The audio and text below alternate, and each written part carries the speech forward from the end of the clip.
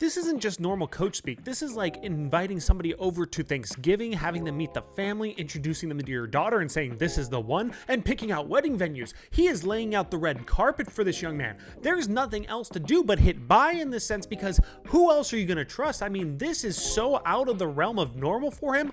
I don't know what else to do. It is the second week of training camp, essentially third week, the second week I'm doing these videos. In this video series, we are breaking down coach speak of fantasy football players who could be relevant in later rounds, possibly some earlier rounds. But this is a weekly series leading up to the NFL season for your fantasy drafts, everything like that. So make sure you leave a like, comment, and subscribe on this video.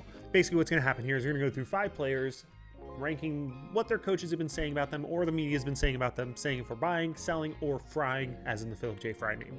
So let's go ahead and jump right into it. Starting with an update from my last video in Jaylen Waddle. In the last video of this series, if you haven't seen it, links in the description, it looks like that. I was basically saying Jaylen Waddle could be the wide receiver 1 in Denver. Nothing against Sutton, but I just like Waddle's production. He has the experience. I'm really high on Jaylen this year, and especially with the things being said in camp.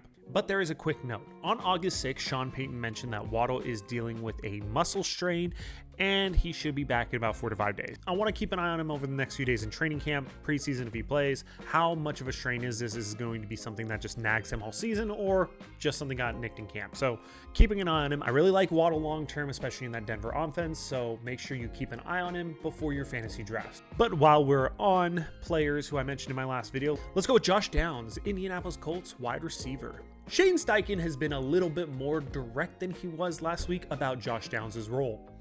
He said, there's guys that have to step up, and Downs is going to be one of those guys, followed by, he's a guy that can play inside and outside now for us, and his role is going to improve this season. The fact that he's hyping Downs up this much really wants me to smack that buy button. He is in a perfect storm of a situation right now. He's in a contract year.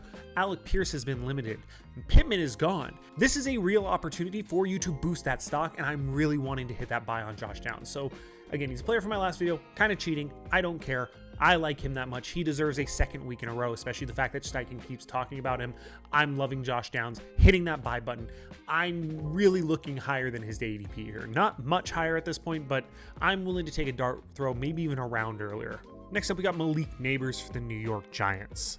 This one isn't so much coach speak as much as media projecting a lot of things and basically being available. So bending the rules on that one, who cares? Nabers has been working in practices in a limited capacity, individual work and some walkthrough periods. John Harbaugh has been careful and process-oriented with these updates, repeatedly calling it part of the process and emphasizing taking it day by day, which makes sense because it's an ACL recovery, so I'm not gonna fault Harbaugh on that, it makes sense. But it does push Malik Nabers more to a buy for me because I really like the Giants in general this season. I think Nabers is going to do a lot better. I think Dart is going to do a lot better. I think this offense as a whole is going to do a lot better. So I want to believe in Malik Nabers. So I'm hitting the buy a little bit, but with some caution.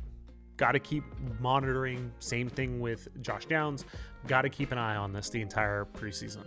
Next up, we have Luther Burden for the Chicago Bears. This is the strongest coach speak of the week. Ben Johnson is usually pretty measured.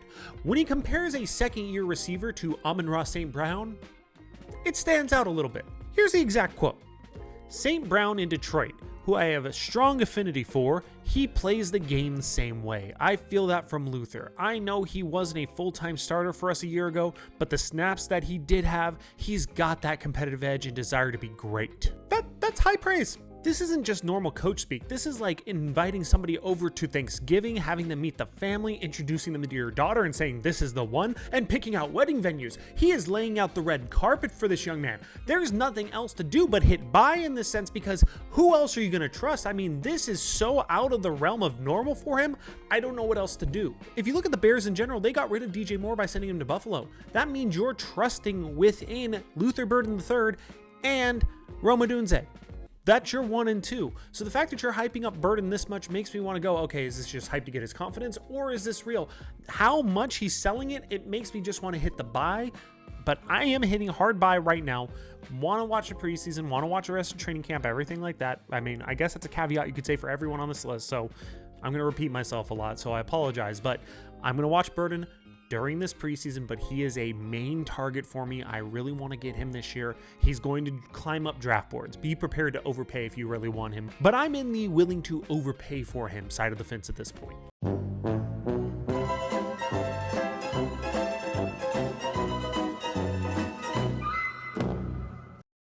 Elic Ayomanor, Tennessee Titans. Not so much coach speak here, more media reporting, but Ayomanor has been a clear standout in Tennessee Titans camp.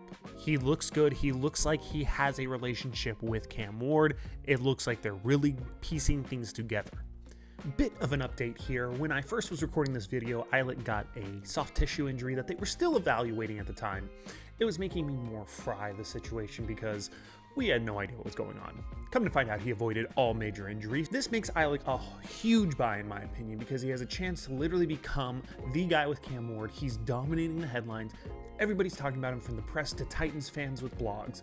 Elic is a huge buy for me. I have no issues. That soft tissue looks good. So bye. And for my dart throw of the week, we have Bashal Tutin, Jacksonville Jaguars. We cannot deny it is early in camp at this point, but the buzz is loud. Tutin has been mentioned positively in several reports as a back forcing his way into more work, but there hasn't been a lot of coach praise at this point.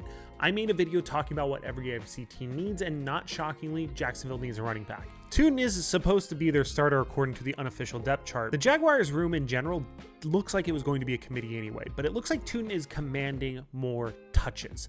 This happens all the time in camp, a lot of buzz, a lot of hype that kind of fades away. But the reason I'm willing to buy Tutin in this situation is not only is he projected to be that number one, but Jacksonville's running back situation isn't inspiring at all. So it could be one of those situations where he's the running back by default. He is not somebody I'm going after as an early number one option. But if you're somebody who likes to go receiver first and look for running back value, I think Tutin could be one of those guys because Jacksonville's not a horrible team. It's going to be more like the Texans were a few years ago where they had a decent offense, just had no run game. This could be a similar situation like that, or Tutin could really just take this thing away over the next few weeks and make people believe that Jacksonville can run the ball. Either way, he's somebody I'm really keeping an eye on, and he's going to be one of those dart throws looking later on. And that's my list so far for this week. What do you guys think? Am I missing anyone? Let me know in the comment section down below. You can always catch me on X.